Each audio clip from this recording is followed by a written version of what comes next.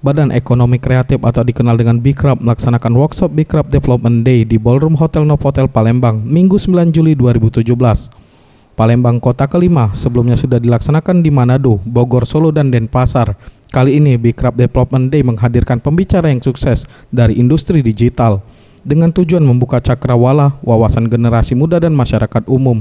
Dan untuk di Palembang, antusias peserta sangat luar biasa karena ribuan generasi muda Palembang memadati ballroom dan setia mengikuti workshop dari pukul 8 pagi hingga 18 waktu Indonesia Barat.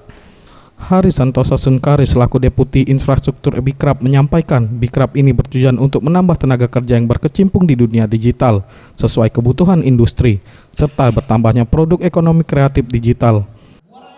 Yang ini kita untuk mengejar target tenaga kerja. Nah, di sini berarti untuk tenaga kerja di bidang digital itu kita lihat ada gap di antara yang dihasilkan oleh pendidikan, ya pendidikan formal, sekolah kejuruan maupun universitas dan industri.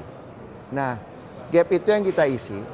Caranya dengan membangun suatu platform di mana di situ diisi dengan semua teknologi-teknologi baru dan di mana para programmer tidak harus hadir di dalam suatu workshop tapi berjejaring di dalam platform itu sehingga kalau mereka punya suatu produk bisa langsung mendapat jawaban dari mentor-mentor yang ada di dalam itu dan ini sifatnya nasional.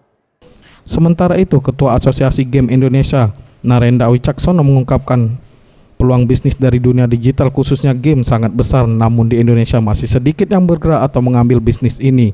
Tim Liputan Sriwijaya TV.